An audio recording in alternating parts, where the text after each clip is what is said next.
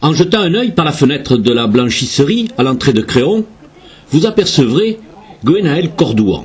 Elle repasse et plie les torchons et les draps. Ce petit bout de femme d'1,51 m a une passion, le judo. Elle le pratique au club de Carignan.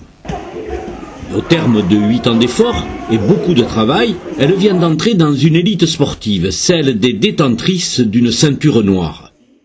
Une performance saluée par son professeur. Elle a fait preuve un peu de sacrifice pour venir s'entraîner 2 fois par semaine. Et c'est vrai qu'elle a des enfants, elle a 3 enfants, elle a un métier qui est très très prenant. Et je pense que c'est pas très facile pour elle, mais c'est pour ça que je trouve que cette ceinture noire la magnifie, la rend encore plus grande pour un petit bout de femme, c'est ça très bien. En judo, la ceinture noire est un graal convoité par beaucoup de judokas.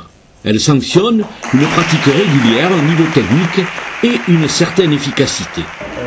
Qu'elle a gagné d'une façon technique, c'est-à-dire avec toute son âme, mais une façon physique, parce qu'il faut aller combattre, comme on le fait quand on est adolescent et qu'on est en pleine force et en pleine puissance. Elle est allée faire les combats, marquer les points. Non, elle a fait preuve de beaucoup de courage. C'est vraiment le mot qui la caractérise, le courage et la détermination. Son approche du judo s'est réalisée progressivement. Et petit à petit, Gwenaëlle a pris goût à la compétition. De couleur en couleur, l'appétit a grandi. L'évolution des ceintures s'est enchaînée. Donc jaune, orange, verte. Et puis quand on arrive à la bleue, c'est juste celle avant la marron. Et puis marron, ça veut dire noir. Et puis là, on commence à se dire, tiens, finalement, c'est pas inaccessible.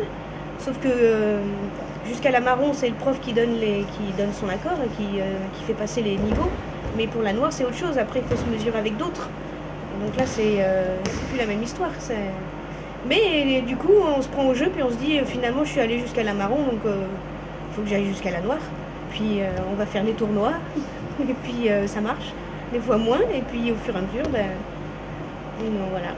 C'est vrai que c'est jubilatoire.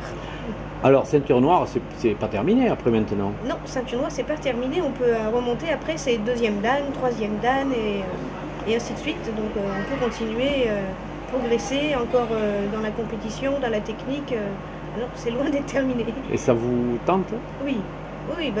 Après, toujours pareil, c'est vraiment le judo en lui-même qui me plaît. Mais si je sens que je progresse et puis que c'est sanctionné par des 2e dan, ça fait toujours plaisir.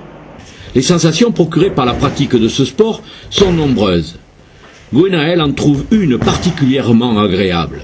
C'est le fait qu'on pratique ce sport pieds nus. Pieds nus, c'est super agréable.